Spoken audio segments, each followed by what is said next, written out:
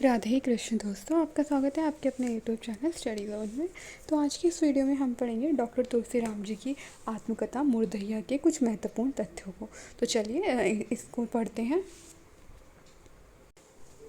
मुर्दहिया ये तुलसीराम जी की जो है रचना है। इसके लेखक तुलसीराम हैं और ये एक दलित आत्मकथा है।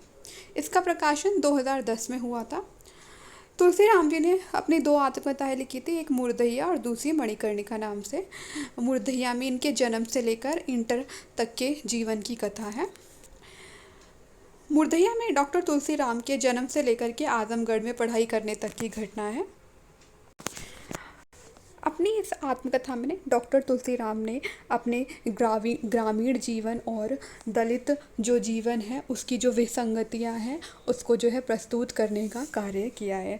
दलित जीवन की जो भी विसंगतियां हैं, कुप्रथाएं हैं, उनको हमारे सामने लेकर आए हैं।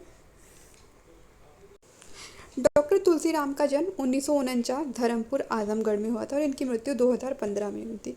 डॉक्टर तुलसीराम ये जेएनयू में प्रोफेसर जो है रह चुके हैं। मुर्दहिया में लेखक के जन्म से लेकर इंटर पास करने तक की कथा व्यक्त है। ये जो आत्मकथा है मुर्दहिया, ये 7 उपशीर्षकों में प्रकाशित हुई थी। ये तद्भव पत्रिका में 7 उपशीर्षक में प्रकाशित हुई थी। पहला था भूतही पारिवारिक पृष्ठभूमि, मुर्दहिया तथा स्कूली जीवन, अकाल में अंधविश्वास, मुर्दहिया के गिद्ध तथा लोक जीवन, भूतनिया नागिन, चले बुद्ध की राह, आजमगढ़ में फाका कसी। तो इस 7 उपशीर्षक से ये तद्भव पत्रिका में प्रकाशित हुई थी। मुर्दहिया, भूतही पारिवारिक पृष्ठभूमि, मुर्दहिया तथा स्कूली जीवन, अकाल में अंधविश्वास, मुर्दहिया के गिद्ध तथा लोक जीवन, भूतनिया नागिन, चले बुद्ध की राह, आजमगढ़ में फाका कशी। तो ये 7 उपशीर्षक हैं मुर्दहिया के और सर्वप्रथम ये तद्भव पत्रिका में प्रकाशित हुई थी। मुर्दहिया आत्मकथा में 1949 से लेकर 1965-66 तक की कथा जो है वर्णित है। इनके लेखक के जो दादा थे उनका नाम झूटन था, दादी का नाम मुसड़िया था, इनके पिता का नाम तेरसी था, इनकी माता का नाम धीरजा था, इनके चाचा का नाम मुनेसर, सोमर, नग्गर और मुन्नर। बाबा हरिहर दास ये इनके गांव में एक जो ब्राह्मण थे, उन्होंने जब लेखक का जन्म हुआ तो उनके पिता इनके पास लेके गए और इन बाबा हरिहर दास ने लेखक का नाम तुलसी रखा था। मुंशीराम सूरत लाल ये जब लेखक के पिता उनको स्कूल में दाखिला कराने के ले जाते हैं, तब ये जो मास्टर होते हैं वो इनके पिता से पूछते हैं कि इसका जन्म कब हुआ था। तो इनके पिता कहते हैं कि 5 बरस पहले बरसात के मौसम में इसका जन्म हुआ था। तो इस हिसाब से मुंशीराम उनका जो है जन्म की जो तिथि होती है वो 1 जुलाई 1949 लिख देते हैं, क्योंकि उनके पिता ने कहा था ना कि ये 5 बरस पहले जो है बरसात के दिन में पैदा होता। बरसात यानी कि 1 जुलाई उन्होंने इनका जो है जन्म तिथि कर दी। संखटा सिंह ये जब लेखक स्कूल में पढ़ते हैं तो ये संकटा सिंह ये सवर्ण वर्ग के होते हैं, क्षत्रिय जमींदार के पुत्र होते हैं और ये लेखक को जो है कैखेगा लिखना सिखाते हैं। लेखक के स्कूल के जो अन्य शिक्षक थे वो थे वंशी पांडे, हरि सिंह, बलराम सिंह, परशुराम सिंह ये स्कूल के हेडमास्टर थे। बंकिया डोम, ये क्वेश्चन मार्च 2023 के पेपर में आया था जेआरएफ के। बंकिया डोम किस आत्मकथा का पात्र है, ऐसे करके आया था। बंकिया डोम ये सिंघा नामक एक वाद्य यंत्र बजाता है। हिंगुहारा ये हींग बेचने वाला होता है, साल में एक बार आता है इनके गांव में और हींग बेच के चला जाता है। लेखक के जो पिताजी थे उन्होंने लेखक को स्कूल में जो दाखिला कराया था उसका उद्देश्य था कि लेखक चिट्ठी पढ़ना सीख सके। लेखक का स्कूल में पढ़ाई लिखाई के लिए इसलिए भेजा गया था ताकि वो चिट्ठी पढ़ने लायक बन सके, क्योंकि जो लेखक एक दलित वर्ग से जो है के थे। और जब ये दलित जो संप्रदाय के लोग जब सवर्णों के यहाँ पर अपनी चिट्ठी लेकर जाते थे तो वो इनको धुतकार देते थे, दो चार बातें सुनाते थे, उसके बाद जो है चिट्ठी पढ़कर सुनाते। तो इससे जो है दलितों को लगता था कि हम हमारे यहाँ भी कोई चिट्ठी पढ़ने के लिए होना चाहिए, ताकि हमें इन सवर्णों की जो है ये धुतकार वगैरह से थोड़ा छुट्टी मिल सके। तो इस प्रकार लेखक का एडमिशन स्कूल में होता है चिट्ठी पढ़ने लायक बनाने के लिए। तो सबसे पहले जब जब लेखक तीसरी कक्षा में पहुंचता है तो उनके गांव में एक सुबगिया नामक स्त्री होती है, उसके पति का जो है पत्र आता है और सबसे पहले सुबगिया का जो पत्र आता है उसको लेखक पढ़ता है। सबसे पहले पत्र उन्होंने सुबगिया के पति का पत्र पढ़ा था। तुलसीराम के गांव का नाम था धर्मपुर आजमगढ़। फिर यहाँ पर एक मुर्दहिया मुर्दहिया सबसे पहले तो मुर्दहिया जहाँ पर लेखक के गांव में जो एक जगह थी जहाँ पर पशु पक्षी और जब मनुष्य की मृत्यु हो जाती तो उसको उधर मुर्दहिया में जाकर उसका अंतिम संस्कार किया जाता था। और इस मुर्दहिया को ही लेखक ने बहुउद्देशीय कर्मस्थली कहा है। मुर्दहिया को बहुउद्देशीय कर्मस्थली लेखक ने कहा है। जो मुर्दहिया थी ये दलितों के लिए एक सामरिक केंद्र थी। दलितों के लिए यह एक सामरिक केंद्र थी। मुर्दहिया को मानव और पशु की मुक्तिदाता कहा गया है। इसमें मुर्दहिया को मानव और पशु की मुक्तिदाता कहा गया है क्योंकि जब व्यक्ति की मृत्यु हो जाती थी या पशु पक्षी की मृत्यु हो जाती तो पशु पक्षियों को उधर मुर्दहिया में ही फेंक दिया जाता था और मनुष्य का भी जो अंतिम संस्कार होते थे जो भी होता था वो मुर्दहिया में ही किया जाता था। इसीलिए मुर्दहिया को मानव और पशु की मुक्तिदाता कहा गया है। फिर है तद्भव पत्रिका के जो संपादक अखिलेश थे, उन्होंने लेखक को प्रेरित किया था कि वो अपनी आत्मकथा लिखें और इनके कहने पर ही तुलसीराम जी ने अपनी आत्मकथा लिखी थी। मुर्दहिया से होकर जाने वाली सड़क धर्मपुर गांव, ये लेखक के गांव का नाम है। धर्मपुर गांव को 3 जिलों से जोड़ दिया। जो मुर्दहिया से होकर जो सड़क जाती थी उसने धर्मपुर गांव को 3 जिलों से जोड़ा था, आजमगढ़, गाजीपुर और बनारस। जब लेखक ने अपनी आत्मकथा लिखी थी उस समय ये जो है दिल्ली में थे। तब ये जेएनयू में प्रोफेसर और अध्यक्ष भी रह चुके हैं। जब इन्होंने अपनी आत्मकथा लिखी उस समय ये दिल्ली में ही थे, क्योंकि जब ये अपनी आत्मकथा में बताते जब ये घर से भाग गए थे उसके बाद वे आजीवन गांव लौटे ही नहीं थे। मुर्दहिया के दूसरे खंड मणिकर्णिका में घर से भागने के बाद कलकत्ता, बनारस, दिल्ली, इंग्लैंड, सोवियत संघ तक की जीवन यात्रा है। यानी कि जो इनकी जो मुर्दहिया है उसमें इनके जन्म से लेकर इंटर तक की कथा है और जो मणिकर्णिका है उसमें इनके घर से भागने के बाद कलकत्ता, बनारस, दिल्ली, इंग्लैंड और सोवियत संघ के जीवन यात्रा की कथा है। यह यात्रा मार्क्सवाद से बौद्ध दर्शन से प्रभावित है। जो इनकी ये यात्रा है ये मार्क्सवाद के बौद्ध दर्शन से प्रभावित है। तद्भव पत्रिका में 7 उपशीर्षक प्रकाशित हुए और फिर राजकमल प्रकाशन ने पब्लिश किया था। तो मैंने आपको पहले ही बताया था कि सबसे पहले ये जो मुर्दहिया है ये 7 उपशीर्षकों में तद्भव पत्रिका में प्रकाशित हुई थी और फिर बाद में इसको राजकमल प्रकाशन ने बुक के रूप में जो है पब्लिश किया था। लेखक ने मूर्खता को अपनी जन्मजात विरासत कहा है। इसलिए क्योंकि ये जिस समाज से थे, जिस दलित समाज से थे, वहाँ पर कोई पढ़ा लिखा नहीं था, सब अशिक्षित थे और जो है अंधविश्वास बहुत ज़्यादा था उस समाज में। इस कारण भी लेखक ने मूर्खता को अपना जन्मजात विरासत कहा है, क्योंकि उनके वहाँ पे लोगों की मान्यता थी इनके, जैसे कि ये आगे इनके दादाजी की मृत्यु का कारण लेखक ने बताया कि उनके दादा की मृत्यु हुई थी किस कारण से, कि भूत द्वारा लाठियों से पीट कर मार दिया गया था। ऐसा उनके परिवार वालों का कहना था कि उनके दादा को भूतों ने लाठियों से मार मार कर पीट दिया था और इसकी वजह से उनकी मृत्यु हो गई थी। तो यह एक कारण भी था कि लेखक कहते हैं कि मूर्खता जो है उनकी जन्मजात विरासत है। लेखक के जो पिता थे वो 5 भाई थे। हमने पीछे ही पढ़ा था, मुनेसर, मुन्नर, नग्गर और सोन्नर। भूत बाबा और ओझाओं का बोलबाला था। क्योंकि अभी मैंने आपको बताया कि जिस समाज से थे वहाँ पर जो है अंधविश्वास और अशिक्षा का माहौल था। इस कारण भी जो है भूत बाबा और ओझाओं का उनके घर में बोलबाला था।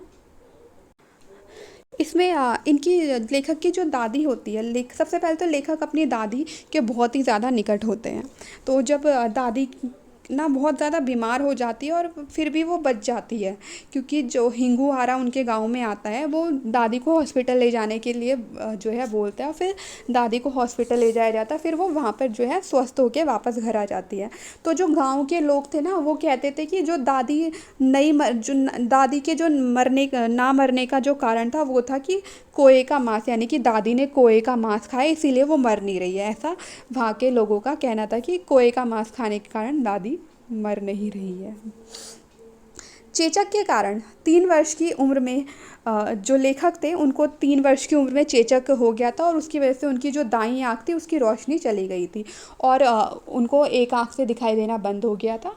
तो इस कारण से वो जो है गाँव में एक अपशकुन की श्रेणी में आ गए थे, और उनके गाँव में लोगों का अंधविश्वास, मैंने बताया था कि लोग शिक्षित नहीं थे और अंधविश्वासी थे, तो इसीलिए भी उनको जो है उनकी एक आँख की रोशनी चली गई तो उनको अपशकुन बता दिया गया कि ये अपशकुन है। और उनका जो गांव था उसमें अपशकुन की श्रेणी में 3 लोग आते थे। सबसे पहले थे एक जंगे पांडे, ये ब्राह्मण थे और अविवाहित थे।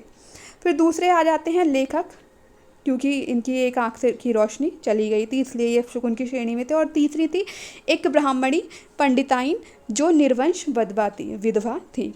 तो ये 3 लोग उनके गांव में जो है अपशकुन की श्रेणी में आते थे। जंगे पांडे, ये अविवाहित थे, ब्राह्मण थे, फिर लेखक क्योंकि इनकी एक आँख की रोशनी चली गई थी इस कारण से ये अपशकुन की श्रेणी में थे, और एक ब्राह्मणी थी, वो ब्राह्मणी पंडिताइन, ये अपशकुन की श्रेणी में इसलिए थी क्योंकि ये निर्वंश विधवा थी। लेखक के पिता 5 भाइयों में सबसे छोटे थे, यानी कि जो लेखक के पिता सबसे छोटे थे, और इनके परिवार के कुल सदस्य 50 थे। इनके कुल 50 सदस्य परिवार में थे। पिता के तीसरे भाई कनवा कहते थे। इनके पिता के जो तीसरे भाई थे, इनके जो नग्गर चाचा थे वो लेखक को कनवा कहते थे। कनवा इसलिए कहते थे क्योंकि उनकी एक आँख की रोशनी चली गई थी। तो ये जो नग्गर चाचा थे ना ये बहुत कटु हृदयी थे। ये जो है लेखक को बचपन में बहुत परेशान करते थे, छेड़छाड़ करते। जैसे जब हम इस आत्मकथा को पढ़ते हैं तो वहाँ पर लेखक एक चर्चा करता है, उसमें कहते हैं कि जब इनकी एक आँख की रोशनी चली गई थी तो जो नग्गर चाचा थे और उनका जो बेटा था वो लेखक को अपने पास बुलाते थे, और वो क्या करते थे, लेखक का एक हाथ उनकी जिस आँख की रोशनी चली गई थी उस पर रखते थे, और लेखक को सामने से उंगलियां दिखाते थे कि बताओ ये कितनी उंगली है, 1 है, 2 है, 3 है। जब लेखक बता देते तो शाबाशी देते थे, और फिर उसके बाद जिस आँख से उनको दिखाई दे रहा था फिर उस पे हाथ रखवाते थे, और जिससे दिखाई नहीं देता था उस आँख से उसको देखने के लिए कहते थे और पूछते थे कि बताओ इसमें कितनी उंगलियां हैं। ऐसे करके वो उसको जो है एक तरह से उसका मजाक उड़ाते थे, उसके अंधेपन का। तो ये चर्चा करते हैं। तो इसलिए लेखक ने नग्गर चाचा को वो जो है ये नग्गर चाचा बहुत ही कटु हृदयी भाई थे इनके। लेखक अपने परिवार में सबसे छोटे थे। इनके परिवार में 50 सदस्य थे जिसमें सबसे छोटे लेखक ही थे। लेखक की जो दादी थी वो चमरिया माई की भक्त थी। चमरिया माई उनके जो देवी देवताओं में से थे उनकी भक्त थी लेखक की दादी। लेखक अल्पायु से ही संवेदनशील था। मरे हुए पशुओं के मांस को डांगर कहते थे। जो उस टाइम पे क्या होता था कि जो पशु मर जाते थे उनका जो मांस होता था वो उस समाज के लोग खाते थे और उसको डांगर कहते थे। फिर वहाँ पर जो पंचायत थी वहाँ पर डांगर खाने पर जो है रोक लगा दी गई थी, और पंचायत में अक्सर डांगर खाने के मामले और यौन संबंध के मामले आते थे। दूसरे नंबर इनके पापा के जो दूसरे नंबर के भाई थे मुनेसर, ये मुनेसर, और तीसरे नंबर के गुस्सैल नग्गर चाचा, ये दोनों शिव नारायण पंथ के धर्म गुरु थे। शिव नारायण पंथ से ये दोनों जुड़े हुए थे, मुनेसर और नग्गर चाचा। मुनेसर कलकत्ता के जूट मिल में नौकरी करते थे, और जो चौथे चाचा मुन्नर थे वो एक समन्वयवादी व्यक्ति थे। मतलब उनका जो है परिवार में एक मुन्नर चाचा और इनके जो चौधरी चाचा थे, ये 12 गांव के पंचायत के प्रधान थे। ये दोनों परिवार में थोड़े ठीक ठाक थे, और जो नग्गर चाचा थे वो बहुत ही जो है गुस्सैल थे। तो मुन्नर चाचा समन्वयवादी व्यक्ति थे और परिवार का जो उनके मालिक थे, यानी परिवार की जो भी उनके ऊपर ही पूरी रिस्पॉन्सिबिलिटी थी। चौधरी चाचा ये 12 गाँव की पंचायत के प्रधान थे। इनकी 12 गाँवों में विशिष्ट प्रतिष्ठा और न्यायिक भूमिका थी। 12 गाँव यानी कि उनके जो एक 12 गाँव के लिए प्रधान थे, पंचायत के प्रधान थे चौधरी चाचा। 1954 में 5 वर्ष की आयु में लेखक को पढ़ने के लिए स्कूल भेजा गया और इसका उद्देश्य था चिट्ठी पढ़ने के लिए उनको चिट्ठी पढ़ने लायक बनाना। फिर इनके गांव में एक थे अमिका पांडे जी। ये जो है इन्होंने स्कूल जाने का शुभ मुहूर्त बताया था, मंगलवार और आषाढ़। यही जो है शादी, विवाह, फसल आदि के शुभ मुहूर्त गाँव में सबको बताया करते थे अमिका पांडे। लेखक के स्कूल का नाम था प्राइमरी पाठशाला शेरपुर कुटी। प्राइमरी पाठशाला शेरपुर कुटी इनके स्कूल का नाम था, प्राइमरी पाठशाला शेरपुर कुटी। इनकी कक्षा में कुल 43 बच्चे थे, जिसमें 3 लड़कियां थीं और 15 बच्चे जो है निम्न दलित समुदाय के थे। 15 बच्चे दलित समुदाय से थे। लेखक का रोल नंबर 5 था।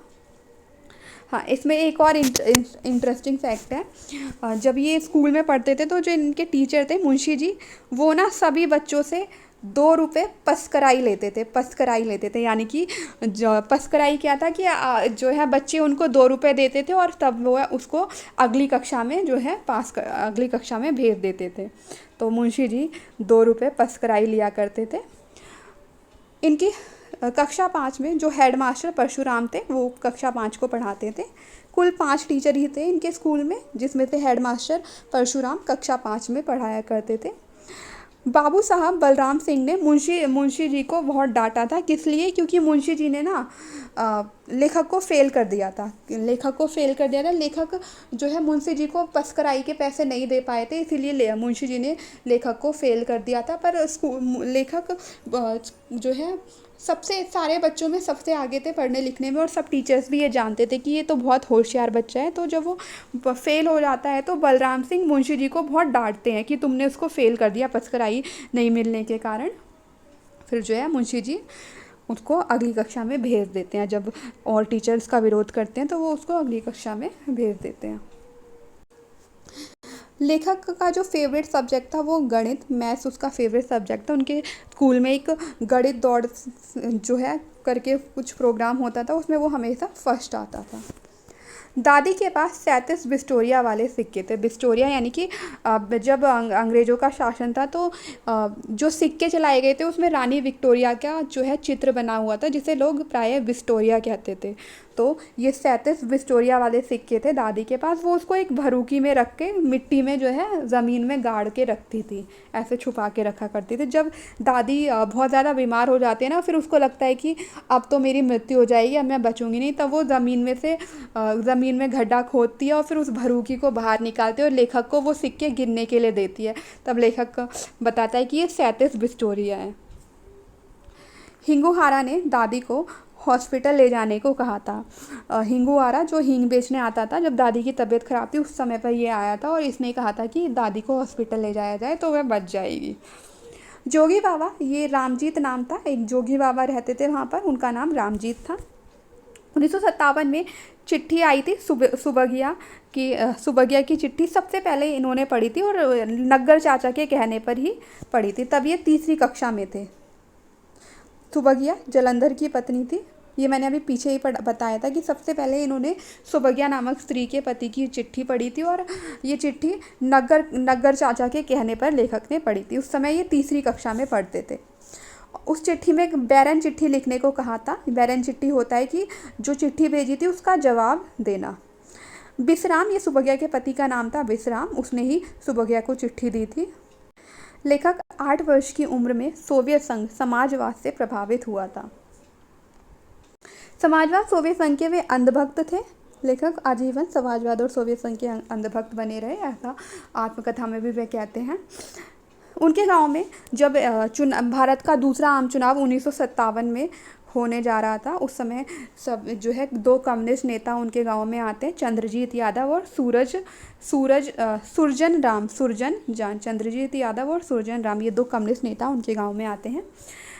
लेखक ने अपनी दादी को अनसुलझी गुत्थियों का इंसाइक्लोपीडिया कहा है। अनसुलझी गुत्थियों का इंसाइक्लोपीडिया कहा है लेखक ने अपनी दादी को। किस लिए? क्योंकि दादी के पास ना हर समस्या का कुछ ना कुछ हल होता था, तो इस कारण से दा जो है वो उनको अनसुलझी गुत्थियों का इंसाइक्लोपीडिया कहते हैं। शाही के मांस को सुखाकर दवा का कार्य करती थी दादी। जो उनकी दादी थी वो शाही एक जो है जानवर होता है, उसके मांस को सुखाकर उससे दवा का कार्य करती थी। 1957 के भादों का जो महीना था उसको खरवास अपशगुन वाला महीना कहा था। अमिका पांडे ने भादों के 1957 भादों के महीने को खरवास अपशगुन का महीना बताया था।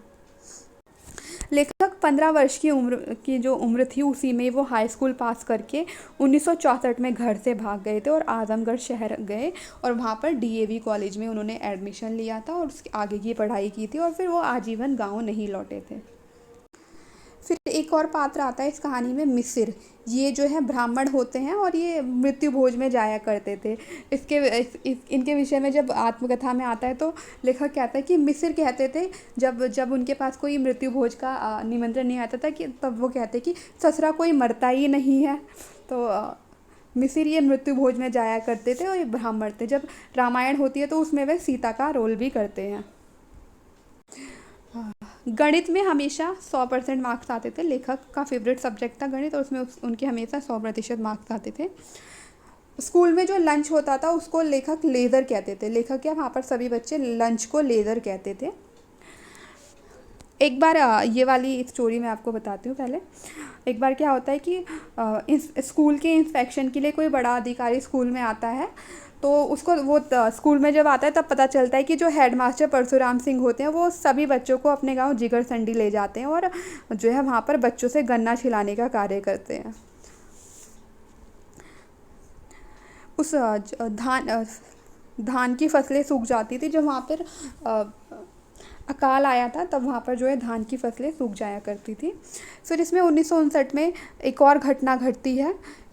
अफ्रीका से जो आई हुई टिड्डियों का बहुत ही ज़्यादा प्रकोप हो गया था। टिड्डियाँ फसलों को बहुत भारी मात्रा में नुकसान पहुँचाती थी। इस घटना का भी इसमें जो है जिक्र आया है। लेखक के जो चाचा थे मुनेसर चाचा, वो कलकत्ता में जो है कलकत्ता की फैक्ट्री में कार्य करते। तो जब वो कलकत्ता से घर आए थे तो वो अपने साथ 3 चीज़ें लेकर आए थे, बाल्टी, छाता और रामचरितमानस। बाल्टी, छाता और रामचरितमानस, ये 3 चीज़ें मुनेसर चाचा कलकत्ता से लेकर आए थे। जब लेखक 5वीं क्लास के फाइनल एग्ज़ाम दे रहे थे तो उनको उन फाइनल एग्ज़ाम के लिए 7 मील दूर बबुरा धनुआ गांव में जाना पड़ता था। लेखक की जो 5वीं की जो फीस थी, एग्ज़ाम की जो फीस थी, वो सारी परशुराम जो हेडमास्टर थे उन्होंने दे दी थी। 6ठी क्लास से इंग्लिश की जो है पढ़ाई शुरू हुई थी। लेखक जब 6th क्लास में दाखिला लिया तो 6th क्लास से इंग्लिश की पढ़ाई शुरू हुई थी। ज़ेदी चाचा ये गांव के ही एक थे। ज़ेदी चाचा, इनका नाम लुरखर, इनका जो वास्तविक नाम था वो लुरखर था। ज़ेदी चाचा द्वारा लेखक विश्व की घटनाओं से परिचित होते थे। जो लेखक थे वो जेएनयू में प्रोफेसर और अध्यक्ष के पद पर रह चुके हैं। लेखक को अंतर्राष्ट्रीय राजनीति और ज्ञान की प्रेरणा मिली थी। मुन्नर चाचा ने इनको समूहिक खेती यानी कि सामूहिक खेती के विषय में बताया था। सोनई और ज़ेदी चाचा, ये प्रश्न इस बार जो 18 जून को पेपर हुआ था उसमें भी आया था कि जो है अंतर्राष्ट्रीय राजनीति और ज्ञान से जो जो सूचना थी सारी, उनको जो है मुन्नर चाचा, सोनई और ज़ेदी चाचा से वो सारी जानकारी प्राप्त करते थे। 1959 में उन्होंने 6th क्लास में दाखिला लिया और जो एडमिशन की जो फ़ीस थी वो 4 आना थी, वो दादी ने दी थी। 6th क्लास के एडमिशन की फ़ीस 4 आना दादी ने दी थी। 1959 में 6th क्लास में एडमिशन को लेखक ने युगांतरकारी घटना कहा है। युगांतरकारी घटना कहा है, किस लिए कहा है? क्योंकि उनके जो पिताजी और लोग थे परिवार के, वो नहीं चाहते थे कि लेखक अब इससे 5वीं क्लास से आगे की पढ़ाई करे। और इसका एक रीज़न ये भी था कि उनके पास फ़ीस के पैसे भी नहीं थे और इसीलिए भी जो है लेखक का 6th क्लास में एडमिशन एक युगांतरकारी घटना कहा है। और इसका दूसरा रीज़न ये था कि 6th क्लास से इंग्लिश की पढ़ाई शुरू होने वाली थी और उस समय में उस गांव में जो जहाँ पे वो रहते थे, इंग्लिश जानने वाले को अन्य ग्रह का मानव ऐसा कहा जाता था कि ये तो अन्य ग्रह का मानव है। इंग्लिश के जो टीचर थे वो मुसाफिर लाल थे। इंग्लिश टीचर मुसाफिर लाल थे। 1960 में इन्होंने 6th क्लास में एडमिशन लिया। फिर एक एक लड़की थी ललती। ये नटनिया थी, उनके गांव के थोड़ा बाहर ही रहती थी, और ये जो है लेखक से अंग्रेज़ी सीखना चाहती थी। ये जो है लेखक से अंग्रेज़ी सीखना चाहती थी, और ये कहीं ना कहीं लेखक के प्रति थोड़ी बहुत आकर्षित भी थी। जब लेखक गांव छोड़ के जाते हैं तो वो लास्ट टाइम ललती से ही मिलकर जाते हैं। जब वो जा रहे होते हैं तो वहाँ पर उनको ललती मिल जाती है, और फिर ललती से ही वो लास्ट टाइम मिलते हैं, और फिर जो है गांव छोड़कर डीएवी कॉलेज के लिए आजमगढ़ चले जाते हैं। लेखक ने मेले से 4 आने में गीता खरीदी थी। नागिन के डर के कारण उन्होंने गीता खरीदी। नागिन के डर के कारण उन्होंने गीता खरीदी थी, मेले से खरीदी थी और 4 आने में खरीदी थी। वो भैंस को गीता सुनाते थे। ऐसा हुआ था कि वो जहाँ वो तबेले में सोया करते थे भैंसों के आसपास, तो वहीं पर जो है वो गीता पढ़ते थे, तो इसीलिए वो भैंस को गीता सुनाया करते थे। इनके स्कूल का एक स्टूडेंट था रणबीर सिंह। ये जो है सवर्ण वर्ग का था, और ये हमेशा स्कूल साइकिल से आता था। तो एक बार क्या होता है कि जब लेखक स्कूल के पास होते हैं तो वो साइकिल को देखते हैं, पर वो पीछे नहीं देख पाते हैं कि ये रणवीर पीछे ही है। तो वो उसकी साइकिल को छू लेते हैं, और फिर रणवीर सिंह पीछे से आकर लेखक को थप्पड़ मार देता है कि तूने मेरी साइकिल को क्यों छुआ। श्याम नारायण पांडे, ये हल्दी घाटी इनकी रचना थी, श्याम नारायण पांडे। क्लास 9 में इंग्लिश में एक चैप्टर था गौतम बुद्ध। जब ये क्लास 9th में थे तो इसमें एक चैप्टर था गौतम बुद्ध, और यहीं से सबसे पहले उनको जो है बौद्ध धर्म के बारे में और गौतम बुद्ध के बारे में पता चला था। इस पुस्तक में अब्राहम लिंकन, गांधी, नेहरू आदि 6 महापुरुषों का चरित्र चित्रण भी था। सूर्यभान सिंह ने इस चैप्टर को इनको पढ़ाया था, सूर्यभान सिंह ने। लाल बहादुर सिंह, ये जो पात्र है, इसने जब लेखक हाई स्कूल में थे तो इनको जो है शराब पीना सिखा दिया था। 1963 में ये लेखक 10th क्लास में थे। हाई स्कूल जो जिस स्कूल में ये पढ़ते थे, हाई स्कूल में, वहाँ पर जो सवर्ण वर्ग के स्टूडेंट सर्वाधिक मात्रा में थे। सवर्ण छात्रों की संख्या अधिक थी। तो जो वहाँ पर के जो टीचर थे सुग्रीव सिंह, ये हिंदी टीचर थे, ये जो है लेखक के संरक्षक के रूप में सामने आए थे। वो एक तरह से लेखक के संरक्षक बन गए थे, क्योंकि वहाँ पर उस स्कूल में सवर्ण छात्रों का अधिक जो है मात्रा थी, और तो सवर्ण छात्र दलित छात्रों को थोड़ा परेशान करते थे। इसलिए जो है सुग्रीव सिंह हमेशा जो है लेखक की रक्षा, जो है लेखक के सपोर्ट में रहते थे। और जब लेखक 10th के बोर्ड की परीक्षा दे रहे थे तो उसकी फ़ीस भी जो है सुग्रीव सिंह ने ही जो है उसकी फ़ीस पेमेंट करी थी। चिंतामणि सिंह ये जो हेडमास्टर परशुराम थे उनके भतीजे थे, और लेखक चिंतामणि को जो है मैथ्स और उसके अलावा 5 अन्य सब्जेक्ट पढ़ाते थे। 10th क्लास में ये भी थे, और 10th में ही लेखक थे। तो लेखक चिंतामणि पढ़ने में बहुत कमज़ोर थे, उनको डर लगता था पता नहीं मैं 10th पास कर पाऊँगा नहीं कर पाऊँगा, तो लेखक उनको पढ़ाया करते थे और उनके घर पर ही रात में रहते थे। 10वीं के एग्ज़ाम की जो 30 रुपये फ़ीस थी वो सुग्रीव सिंह, जो इनके हिंदी के टीचर थे, उन्होंने फ़ीस पेमेंट जो है भर दी थी। 4 मार्च को इंग्लिश का एग्ज़ाम था। 10वीं का जब रिज़ल्ट आया था तो लेखक प्रथम श्रेणी में पास होने वाले एकमात्र छात्र थे। अकेले लेखक ही थे जो प्रथम श्रेणी में पास हुए थे, और जो चिंतामणि थे जिनको वो ट्यूशन पढ़ाते थे वो फेल हो गए थे।